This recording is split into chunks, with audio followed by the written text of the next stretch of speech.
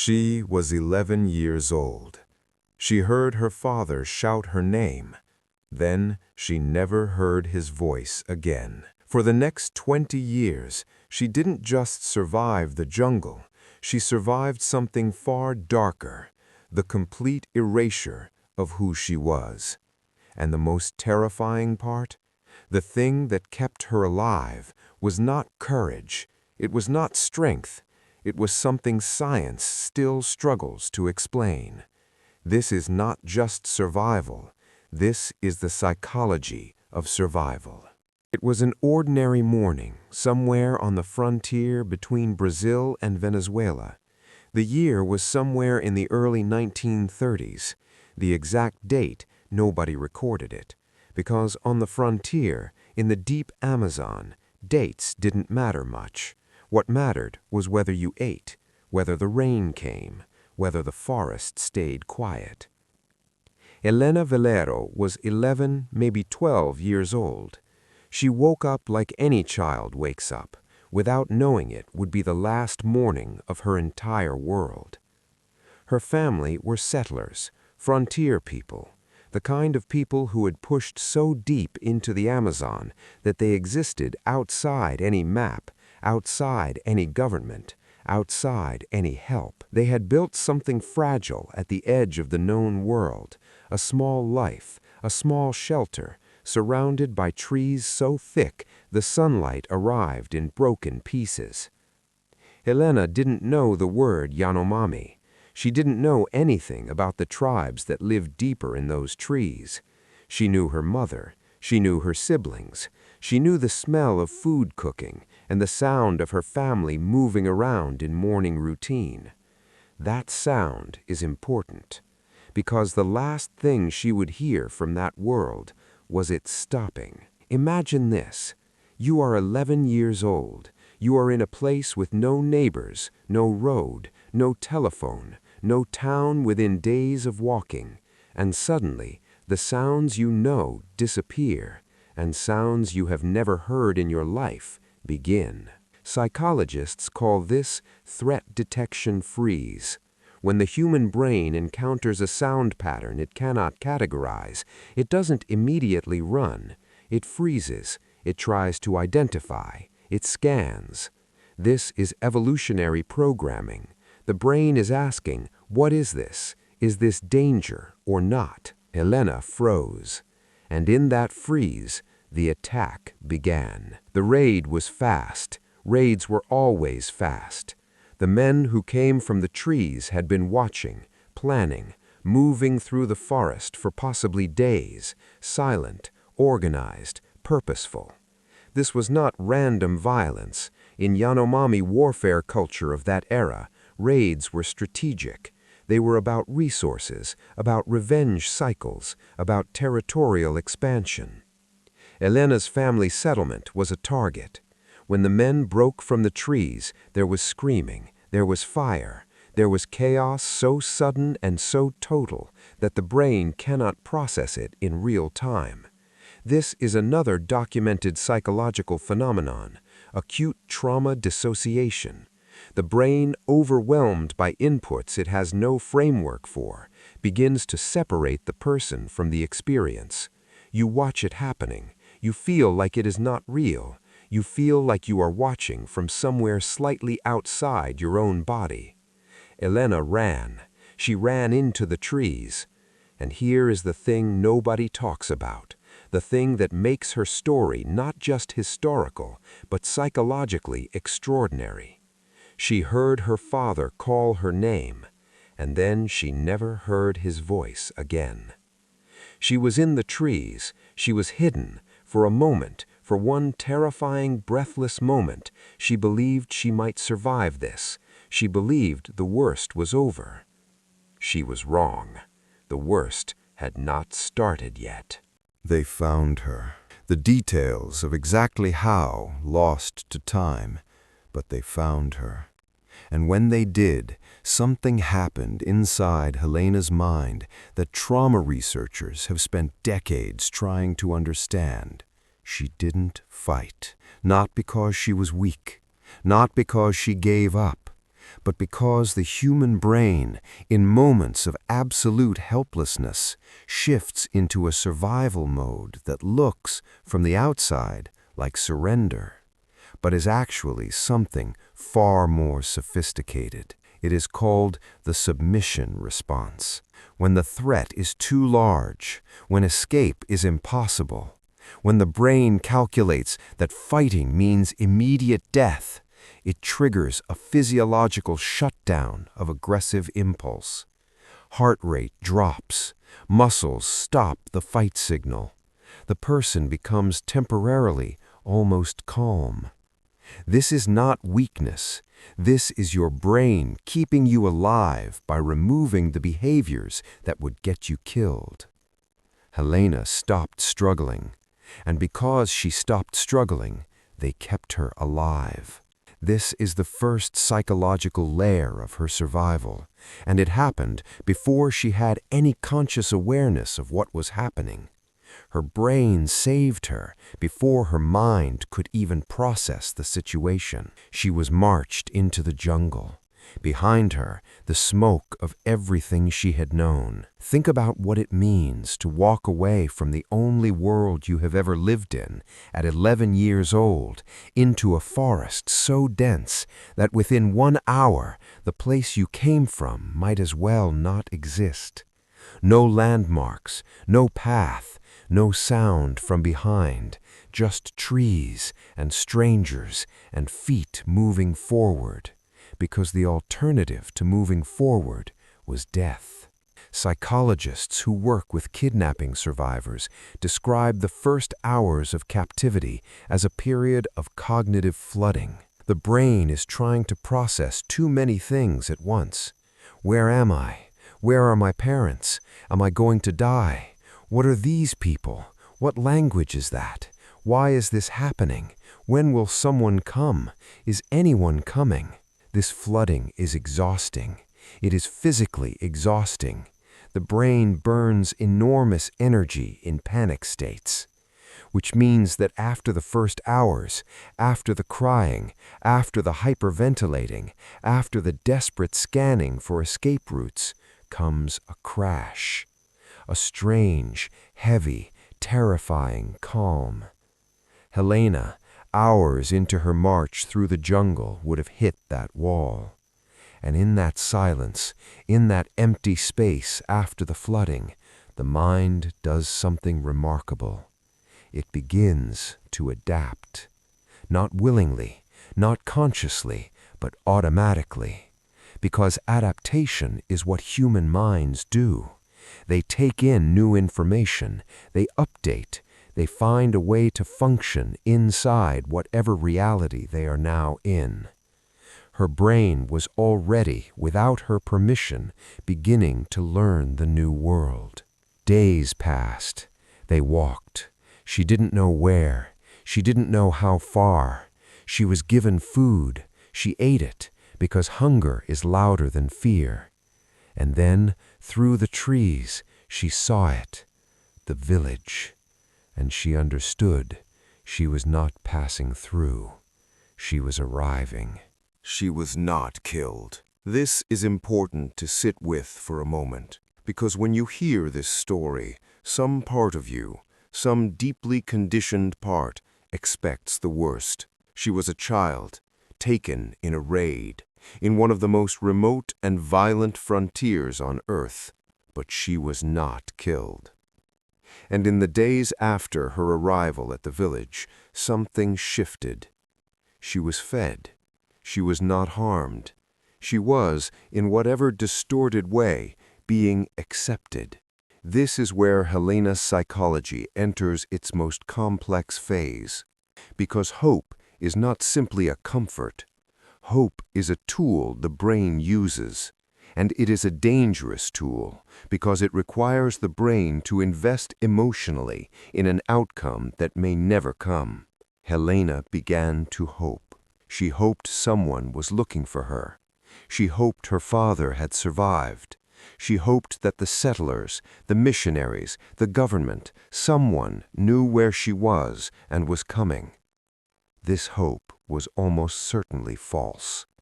and somewhere in her, she knew it.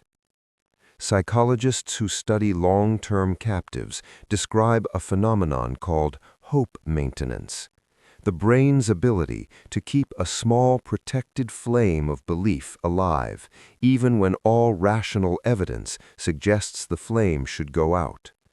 This is not delusion. This is a functional survival mechanism. People who lose hope entirely in captivity situations tend to stop eating, stop engaging, stop surviving. Hope, even false hope, keeps the body moving. Helena kept moving. She began, slowly, to watch the people around her. She began to listen to their language, not because she wanted to learn it, but because understanding your captors is survival intelligence. The brain instinctively knows, if I understand them, I can predict them. If I can predict them, I can avoid danger. She was learning Yanomami. She didn't realize it at first. It came in fragments, a word repeated in the same situation, a gesture with a consistent meaning.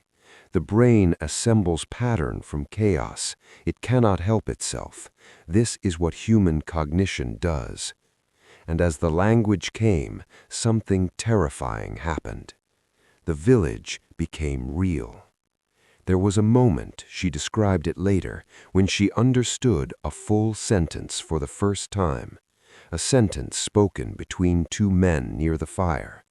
She understood it, and what they were saying about her changed everything she had believed about her situation. The hope she had carried for months cracked. Nobody was coming. At some point, no exact date, no recorded moment, Helena understood this, not as a thought, as a feeling, a settling, the way a stone sinks, not dramatically, but slowly, certainly, to the bottom. Nobody was coming. This is one of the most psychologically devastating realizations a captive can have. Researchers who study POW survivors and long-term kidnapping victims describe it as the second trauma, the moment when the initial violence is replaced by the sustained weight of abandonment. The first trauma breaks you suddenly. The second trauma breaks you slowly. And it is the second one that kills most people. Not physically, but psychologically. The surrender of self, the dissolution of the person you were into the person you are forced to become. Helena was becoming someone else. Not willingly, not happily, but she was changing because survival demanded it. She learned to eat jungle food, to find it, prepare it, consume it without the reference points of her original culture. She learned to build and maintain the structures the tribe used. She learned the rhythms of their movement, because the Yanomami did not stay still. They moved, season to season, threat to threat, resource to resource. She learned to move with them. And here is the dark psychological core of what was happening. Every skill she learned, every word she mastered, every food she ate, every custom she adopted was simultaneously an act of survival and an act of erasure. She was surviving herself out of existence. The warfare was constant. This is not metaphor, this is documented reality.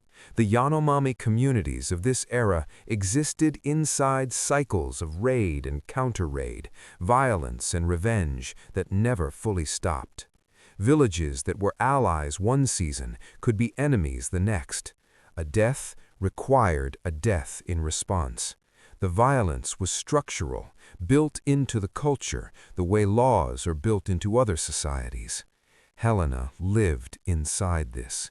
She witnessed raids, she witnessed killings, she witnessed children dying, not just in violence, but in disease, in hunger, in the ordinary brutality of life without medicine in a rainforest.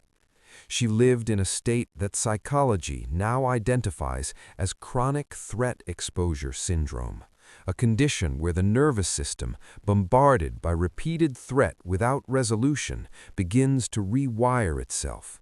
The baseline changes. What would horrify a person in normal circumstances becomes not normal exactly, but expected.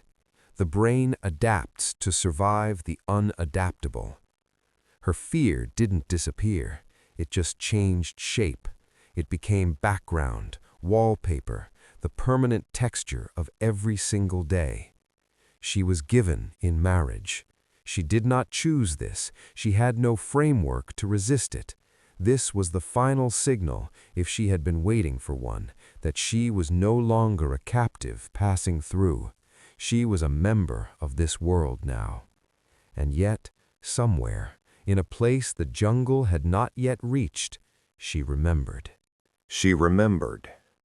This is the most extraordinary psychological fact in Helena Valero's story. Through 20 years, through forced marriage, through children born and children lost, through warfare and migration and disease and hunger and every conceivable pressure the human experience can produce, she remembered who she had been. She remembered her name. Not the name the tribe called her name, Helena. Psychologists call this identity persistence, the maintenance of core self-concept under conditions designed, intentionally or not, to destroy it. It is not common. Long-term captives often lose the thread entirely. The original self becomes inaccessible, overwritten by the survival self that replaced it. Helena never lost the thread, but holding it cost her. Because you cannot live fully inside two worlds. You cannot be fully Yanomami and fully Helena at the same time. She was always in some private, unreachable place, split, present in the jungle, absent from herself, surviving in a world she had never chosen, while inside, in the smallest possible space, keeping something protected. The years passed. Children came. Some died. This is documented in her testimony, spoken with a flatness that researchers noted was not coldness, but exhaustion. The flatness of someone who has processed grief so many times it no longer fits in the normal shapes grief is supposed to take. She grieved in the only way she could, quietly, functionally, without stopping. Because the jungle does not pause for grief. The tribe does not pause. The movement, the work, the warfare, it continues. You carry your losses while walking, while farming, while building, while surviving. She became, in this way, something that should not be possible. A woman who was simultaneously broken and unbreakable. And then, 20 years after she had heard her father call her name for the last time, she heard something she had almost forgotten was real. A voice, speaking Portuguese, her first language. And something happened inside her that she would spend the rest of her life trying to describe. The missionaries arrived in the 1950s. They were moving through Yanomami territory, part of the slow, complicated, often destructive process by which the outside world was making contact with communities that had existed in isolation for generations. They saw her, and they knew immediately something about her was different. She spoke to them in Portuguese. Broken, strange, 2-decade-old Portuguese, the words coming back like things retrieved from deep water. Slow at first, then faster, then in a flood she could not stop. She told them her name, Helena. Imagine, if you can, what that moment felt like. 20 years. 20 years of being someone else, 20 years of holding one small, fragile, internal truth against everything the world had done to replace it. and then saying it out loud to someone who understood. "My name is Helena." This is the moment where most survival stories would end, the rescue, the return, the triumph. But Helena's story doesn't end cleanly, because real psychological survival stories never do. She left the jungle. She entered a world that had continued without her, a world with roads and buildings and Portuguese and all the references of a life she had left at age 11. She was in her 30s. She had spent more of her life in the jungle than outside it. And here is the psychological truth that survival narratives almost never tell you. Coming back is its own kind of captivity. The world she returned to was as foreign to her as the jungle had been when she first arrived in it.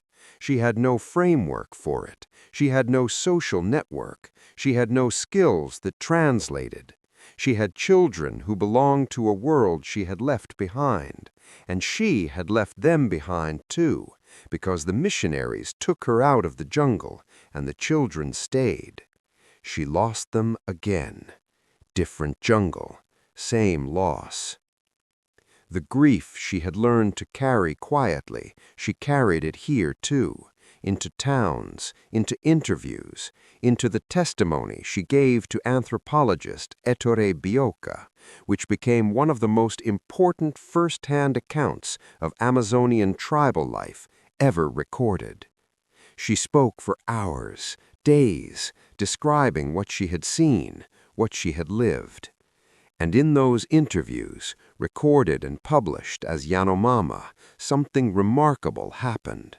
The woman who survived by becoming someone else became herself again.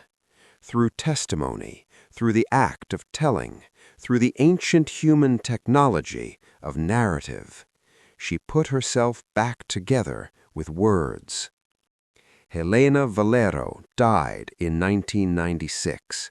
She never fully returned to either world, not the settler world she had been taken from, not the Yanomami world she had lived inside. She existed in a space between, carrying everything she had seen, everything she had lost, everything she had become. She survived 20 years of warfare, hunger, forced marriage, lost children, and the slow erasure of everything she had ever been. Now, ask yourself honestly, would you last that long?